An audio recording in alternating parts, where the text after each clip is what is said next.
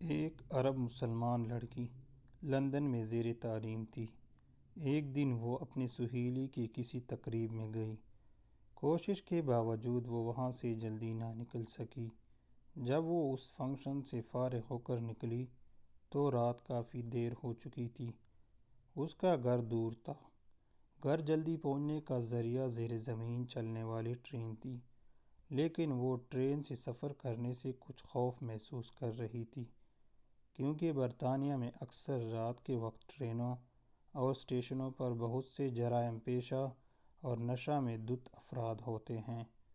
آئے روز T V channels اور اخبارات میں یہاں ہونے والے وارداتوں کا تذکرہ موجود ہوتا ہے۔ چونکہ اس لڑکی کو زیادہ دیر ہو چکی تھی اور بس کافی وقت لے سکتی تھی، اس لیے اس نے بہت سے خدشات و خطرات کے باوجود ٹرین پہ جانے کا فیصلہ کر لیا۔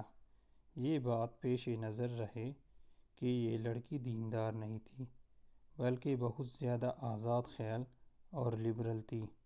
جب وہ اسٹیشن پر پہنچی تو یہ دیکھ کر اس کے جسم میں خوف کی ایک سرد لہر دوڑ گئی کہ اسٹیشن بالکل سنسان ہے، صرف ایک شخص کھڑا ہے جو حلیے سے ہی جرائم پیش لگتا تھا۔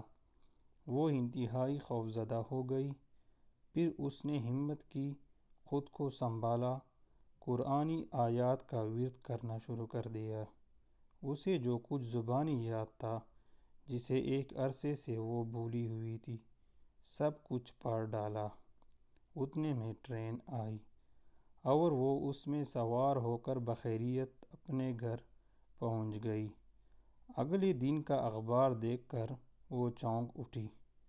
اسی اسٹیشن پر اس کے روانہ ہونے کے تھوڑی دیر بعد ایک نوجوان لڑکی کا قتل ہوا اور قاتل گرفتار بھی ہو گیا۔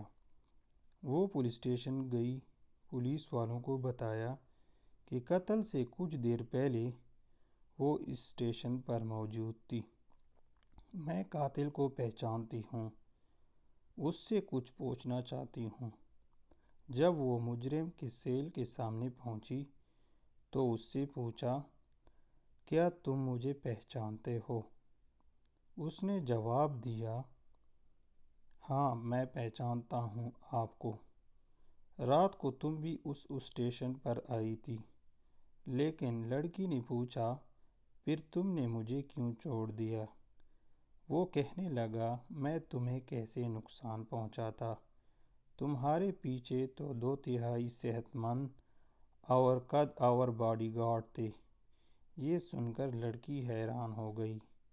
اسے یقین ہو گیا کہ قرآنی آیتوں کا ورد کرنے کی وجہ سے اللہ کی طرف سے اس کی حفاظت کی گئی۔ وہ واپسی پہ اللہ کے تشکر اور احسان مندی کے جذبات سے مخلوط تھی۔ اللہ کی مدد اور نصرت پر اس کا بھروسہ مزید بڑھ گیا تھا۔ اگر ہم اپنے دل کی گہرائیوں سے اللہ کو پکاریں اور اللہ کی تائید و نصرت پہ بھروسہ رکھیں تو ہم اللہ کی رحمت سے کبھی محروم نہیں رہیں گے۔ دوستو، آپ کو اگر ہماری ویڈیو پسند آئی ہو تو ہمارے چینل کو لائک اینڈ سبسکرائب ضرور کریں، ویڈیو کو شیئر کریں۔ شکریہ۔